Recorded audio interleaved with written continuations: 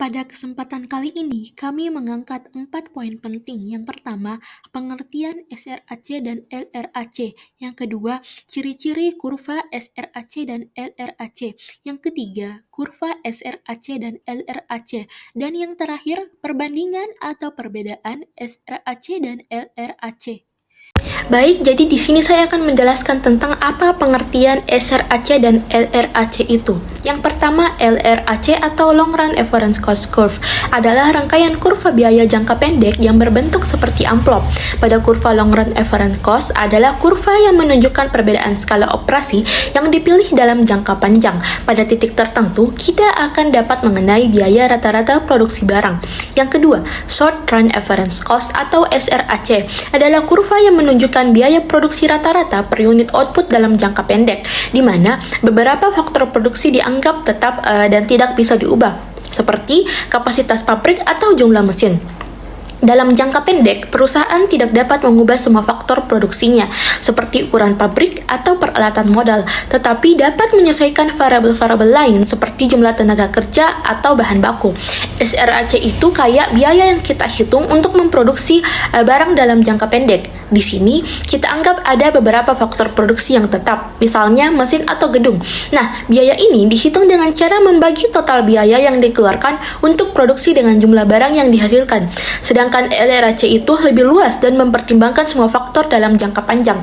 Dalam jangka panjang, semua faktor produksi bisa berubah. Jadi, kita bisa menambah atau mengurangi mesin, membuka cabang baru, atau berinvestasi dalam teknologi baru. Dengan kata lain, SRAC itu fokus pada kondisi saat ini dan bagaimana biaya berjalan di situasi yang lebih terbatas. Sedangkan LRAC melihat gambaran yang lebih besar dan fleksibel di masa depan. Keduanya penting untuk membantu pengusaha membuat keputusan yang cerdas tentang produksi dan berinvestasi. Ciri-ciri biaya total rata-rata jangka pendek atau short run average cost. Yang pertama berbentuk U. Biasanya kurva berbentuk U. Ini karena di awal saat produksi masih rendah, harga per unit cenderung meningkat. Kemudian setelah volume produksi meningkat, biaya per unit bakalan menurun hingga titik terendah, lalu mulai naik lagi. Kemudian dampak skala. SRAC menunjukkan dampak dari skala produksi. Jika kita memproduksi lebih banyak, maka efisien bakalan meningkat. Lalu ketika mencapai kapasitas maksimum, maka biaya akan naik karena beberapa faktor seperti kelelahan mesin atau keterbatasan tenaga kerja. Kemudian bergantung pada biaya tetap. SRAC menunjukkan biaya dengan mempertimbangkan beberapa faktor tetap. Ciri kurva long run average cost. Yang pertama juga berbentuk U, sama seperti kurva SRAC. Kurva LRAC juga berbentuk U, namun lebih rendah dan lebih halus karena dapat menyesuaikan semua faktor produksi. Kemudian yang kedua menggabungkan SRAC. Sebenarnya kurva LRAC ini merupakan kurva induk yang menggabungkan semua kurva SRAC untuk berbagai tingkat kapasitas. Kemudian yang ketiga fleksibilitas. Kurva LRAC menunjukkan bahwa dalam jangka panjang semua faktor dapat diubah. Kemudian ciri yang keempat yaitu titik minimum. LRAC memiliki titik minimum yang menunjukkan biaya per unit terendah dengan kapasitas optimal. Jadi, pada gambar kurva biaya jangka pendek ini, kita melihat bagaimana perusahaan menghadapi berbagai jenis biaya saat mereka memproduksi barang. Ada beberapa elemen utama di sini. Yang pertama, AFC, Average Fixed Cost. Ini adalah biaya tetap rata-rata karena biaya tetap seperti sewa atau peralatan tidak berubah dengan jumlah output. Kurva ini terus menurun saat produksi bertambah. Semakin banyak yang kita produksi, biaya tetap per unitnya semakin kecil. Yang kedua, AVC, Average Variable Cost. Biaya variabel rata-rata adalah biaya yang berubah sesuai dengan jumlah produksi, seperti bahan baku atau tenaga kerja. Di awal, biaya ini menurun karena perusahaan lebih efisien, tapi setelah titik tertentu, biaya mulai naik karena penambahan input tidak menghasilkan peningkatan output yang proporsional. Disebut juga hukum hasil yang semakin berkurang. Yang ketiga, ATC, Average Total Cost, gabungan dari biaya tetap dan variabel per unit.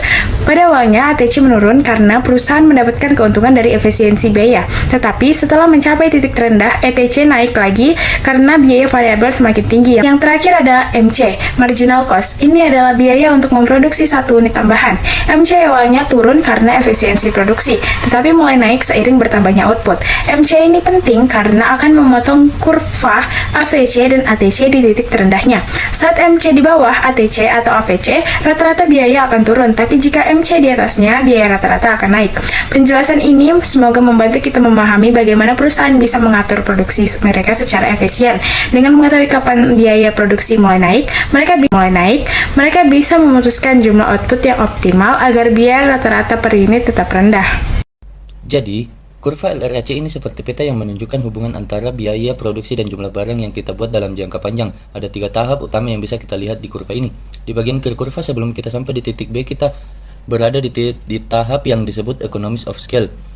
Di sini, kalau kita meningkatkan jumlah barang yang diproduksi, biaya per barang justru turun. Kenapa? Karena perusahaan bisa memanfaatkan sumber daya dengan baik. Biaya per unit jadi lebih murah yang bikin perusahaan lebih kompetitif. Semakin banyak barang yang diproduksi, semakin efisien prosesnya. Sekarang kita sampai di titik B. Kita masuk ke fase constant return to scale.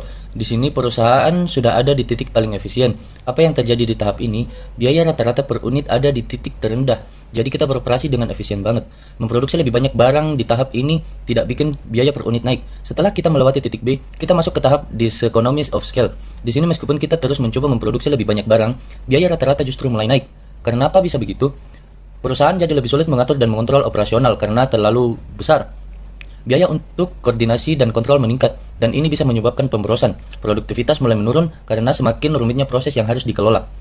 Di sini juga ada beberapa kurva AC, seperti AC1, AC2, dan ACX, yang masing-masing menunjukkan biaya rata-rata untuk pabrik dengan ukuran berbeda. Kurva LRAC terbentuk dari titik-titik di mana kurva AC ini saling bersentuhan. Titik A1 dan A2 ini adalah di titik di mana kurva AC bersinggungan dengan LRAC, menunjukkan biaya rata-rata untuk ukuran pabrik tertentu. Titik B ini adalah yang paling penting, karena di sini kita menemukan tingkat produksi paling efisien dengan biaya terendah. Titik C di sini adalah awal dari diseconomies of scale, di mana biaya mulai naik saat kita memproduksi lebih banyak. Dari penjelasan yang sudah jelaskan di awal mengenai short run average cost dan long run average cost, memiliki perbandingan atau perbedaan, yaitu perbedaan utama antara SRAC dan LRAC terletak pada fleksibel waktu dan kemampuan perusahaan dalam menyesuaikan faktor produksinya. SRAC itu berlaku dalam jangka pendek, di mana beberapa input seperti kapasitas pabrik atau mesin dianggap tetap, sehingga perusahaan hanya bisa menyesuaikan input variabel seperti tenaga kerja. Sementara itu, LRAC mencerminkan biaya dalam jangka panjang, di mana semua input bersifat variabel, sehingga perusahaan dapat mengubah skala produksinya dengan lebih fleksibel dan efisien. Dalam SRAC, skala ekonomi hanya bisa dicapai hingga batas tertentu karena terbatasnya kemampuan untuk mengubah kapasitas produksi. Bahkan jika perusahaan memaksimalkan kapasitas tetap, biaya rata-rata bisa naik, dikenal sebagai economies of scale. Sebaliknya, LRAC memungkinkan perusahaan mencapai skala ekonomi penuh karena seluruh faktor produksi bisa diubah, memungkinkan efisiensi yang lebih besar. Bentuk kurva untuk SRAC itu berbentuk U, di mana pada awalnya biaya rata-rata menurun seiring peningkatan produksinya, tetapi akan meningkat setelah mencapai batas tertentu karena adanya hukum diminishing returns. Dalam LRAC, kurva juga berbentuk U, namun lebih datar karena perusahaan biasa terus menyesuaikan faktor produksi untuk mencapai skala produksi yang optimal tanpa menghadapi diminishing returns. Intinya, SRAC itu cerminan kondisi saat ini, sedangkan LRAC itu mencerminkan gambaran yang lebih luas dan fleksibel di masa depan. Keduanya penting bagi pengusaha dalam mengambil keputusan produksi dan investasi yang tepat waktu.